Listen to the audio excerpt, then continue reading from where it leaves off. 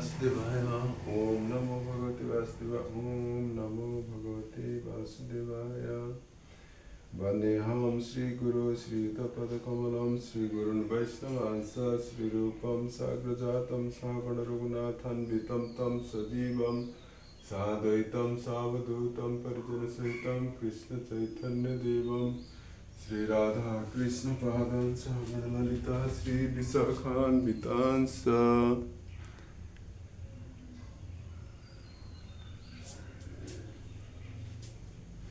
नमो ओम विष्णुपादाय कृष्णप्रेष्ठाय भूतले श्रीमते जयपताका स्वामिनिति नामिने नमः आचार्यपादाय निताय कृपापदायिने गौरकथाधामदाय नगरगातारिणे नमो ओम विष्णुपादाय कृष्णप्रेष्ठाय भूतले श्रीमते भक्तिवेदांत स्वामिनिति नामिने नमस्ते सरस्वती देवे गौरवाणी प्रचारिणे निर्विशेष शून्यवादी काश्यपदेशतारिणे। मोहिनी एकादशी व्रत आज त मोहिनी एकादशी को बारेमा महात्म्य यस प्रकार छ। सूर्य पुराणमा वैशाख महिनाको शुक्ल पक्षमा आउने मोहिनी एकादशीको महिमा वर्णन गरिएको छ। महाराज युधिष्ठिर भगवान श्रीकृष्णसँग सोध्नुहुन्छ, हे जनार्दन, वैशाख महिनाको शुक्ल पक्षमा आउने एकादशीको नाम के हो? यस व्रतको पालना कसरी गर्नुपर्दछ? यस एकादशी व्रतको पालनाद्वारा कस्तो पुण्य प्राप्त हुन्छ? कृपा गरी विस्तारपूर्वक वर्णन गर्नुहोस्। तब भगवान श्रीकृष्णले भन्नुभयो, हे धर्मपुत्र, ध्यान दिएर सुन्नुहोस्। यो कथा वशिष्ठ ऋषिले प्रभु रामचन्द्रलाई सुनाउनु भएको थियो। त्यही कथा आज म तपाईलाई सुनाउन गइरहेको छु। पूर्व कालमा प्रभु रामचन्द्रले वशिष्ठ ऋषिलाई सोध्नु भएको थियो, हे आदरणीय ऋषिवर, म सीताको विरहमा अत्यन्त व्याकुल भएको छु। कृपा गरी हजुर मलाई त्यस्तो व्रतको वर्णन गर्नुहोस् जसको प्रभावद्वारा म आफ्ना सम्पूर्ण पाप एवं कष्टहरूबाट मुक्त हुन सक्दछु। प्रभु रामचन्द्रजीका गुरुदेव वशिष्ठ ऋषिले भन्नुभयो, हे प्रिय राम, हजुर अत्यन्त बुद्धिमान हुनुहुन्छ। हजुरको पावन नामद्वारा नै सम्पूर्ण प्राणीहरूको दुःखको अन्त हुन्छ र तिनीहरूको जीवन मङ्गलमय हुन्छ। तैपनि हजुरले सम्पूर्ण प्राणीहरूको उद्धारका लागि सोध्नु भएको यो प्रश्न पनि प्रशंसनीय छ। अब म हजुरलाई यस व्रतको महिमा विस्तारपूर्वक वर्णन गर्दछु। वैशाख महिनाको शुक्ल पक्षमा मोहिनी एकादशी आउँदछिन्। उक्त एकादशी अत्यन्त मङ्गलदायक छिन्।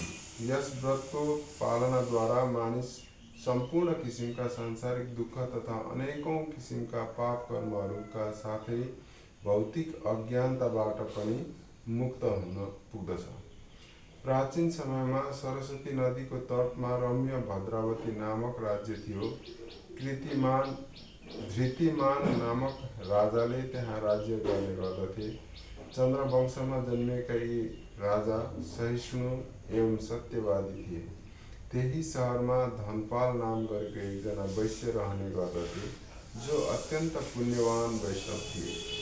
जनहितका लागि त्यस धनपाल नाम गरेका भक्तले नगरमा अनेकौं धर्मशाला, रुग्णालय, राजमार्गहरू, पाठशालाहरू, बजार एवं भगवान विष्णुका मन्दिरहरू निर्माण गरेका थिए।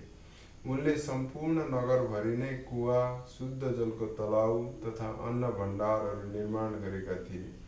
यस प्रकार जनकल्याणका लागि आफ्नो धनलाई योग्य किसिमले उपयोग गरी उनले आफ्नो नाम धनपाललाई वास्तविक रूपले सार्थक गरेका थिए। सबैको हित चाहने तथा सबैलाई प्रेम गर्ने यी वैष्णवका 5 पुत्रहरू थिए। ती पुत्रहरूको नाम क्रमशः समन, द्युतिमन, मेधावी, सुकृति तथा दृष्टबुद्धि थियो। यी पुत्रहरूमध्ये दृष्टबुद्धि अत्यन्त पापी एवं दुराचारी थियो। दुष्ट व्यक्तिहरूको सँग, व्यभिचारिणी स्त्रीहरूको सँग, निर्दोष पशु पक्षीहरूको हत्या, मांस भक्षण, मदिरा पान गर्ने जस्ता पाप कर्महरूद्वारा ऊ अत्यन्त पापी एवं दुराचारी भएको थियो। ऊ आफ्नो परिवारको लागि कलङ्क नै थियो। देवता, ब्राह्मण, बुढापाका तथा अतिथिहरूलाई उसले कहिल्यै आदर प्रकट गरिन। यही कारणले गर्दा ऊ सधैँ पाप कर्ममै रत रहिरह्यो। एक दिन उसलाई एउटा वेश्याको काँधमा आफ्नो हात राखेर हिँड्दै गरेकी अवस्थामा देखि उनका पिता धनपाल अत्यन्त दुःखी भए। त्यही दिन उनले धृष्टबुद्धिलाई घरबाट निकालिदिए। यसरी धृष्टबुद्धि आफ्नो माता पिता, भाइ, आफन्त तथा वैश्य समाजबाट अलग्गिन पुग्यो र प्रत्येक मानिसहरूबाट उपेक्षित हुन पुग्यो। पिताद्वारा घरबाट बाहिर निकालिएपछि त्यो धृष्टबुद्धि घरबाट बाहिर गएर झन् धेरैभन्दा धेरै पाप कृत्यहरूमा संलग्न हुन थाल्यो। आफ्नै वस्त्र तथा धन बेची उसले केही धन आर्जन गर्यो र ती सम्पूर्ण धनलाई पनि पाप कृत्यहरूमै लगायो। अन्तमा जब उसको धन सिद्धियो तब निर्धनका कारण उसको अवस्था भिखारी जस्तै भयो। अन्न खान नपाएका कारण उसको शरीर कमजोर भएको थियो। उसका सम्पूर्ण धूर्त मित्रगणहरूले उसलाई बहाना बनाएर त्यागिदिए। धृष्टबुद्धिलाई अतिशय चिन्ता भयो। भोकमरीका कारण ऊ अत्यन्त व्याकुल भइरहेको थियो। अब मैले के गर्ने? मैले अन्न एवं धन कहाँबाट प्राप्त गर्न सक्दछु? यी प्रश्नहरूमाथि विचार गर्दै ऊ अशान्त भइरहेको थियो। अन्तमा उसले चोरी गर्ने निश्चय गर्यो। धेरै पटक चोरी गर्दै गरेको आरोपमा राजाका सिपाहीहरूको पक्राउमा परे तापनि तिनीहरूले उसको पिताको मान एवं इज्जतलाई देखेर उसलाई छोडिदिएका थिए। तैपनि उसले चोरी गर्न बन्द गरेन। एकपटक ठुलै चोरी गर्दै गर्दा ऊ पक्राउमा पर्यो र कठोर शिक्षाका लागि उसलाई राजा समक्ष लग्यो।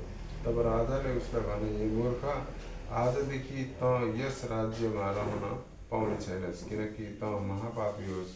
त मेरो राज्यबाट तुरन्त निस्किहाल, त आफूले जान चाहेको स्थानमा जान सक्दछस्। पुनः सजाय मिल्ने भएका कारण धृष्टबुद्धि राज्य बाहिर निस्किएर गहन जङ्गलभित्र प्रवेश गर्यो। अविवेकका कारण निष्पाप प्राणीहरूको हत्या गरेर उसले काँचो मासु खान थाल्यो। कुनै शिकारी जस्तै गरी ऊ हातमा धनुष लिएर वन पाप कृत्य गर्दै भड्किन थाल्यो। धृष्टबुद्धि प्रत्येक समय दुखी एवं चिन्तित थियो। तर एक दिन उसको पूर्वजन्मको पुण्यकर्मको प्रभावद्वारा ऊ एकजना ऋषिको आश्रममा पुग्यो। त्यस आश्रममा कौन्डिन्य मुनि गङ्गा स्नानबाट फर्कँदै हुनुहुन्थ्यो। दुःखद्वारा निराश भएका धृष्टबुद्धिले अन्जानमा ऋषिको भिजेको वस्त्रलाई स्पर्श गरेर आश्चर्य, त्यसको फलस्वरूप सम्पूर्ण पाप कर्महरूबाट मुक्त भयो। त्यही समय उसले ऋषिलाई दण्डवत प्रणाम गर्दै उहाँसँग विनम्रतापूर्वक जिज्ञासा गर्यो, हे ऋषिवर, म अत्यन्त पापी व्यक्ति हुँ। मैले नगरेको कुनै पाप छैन।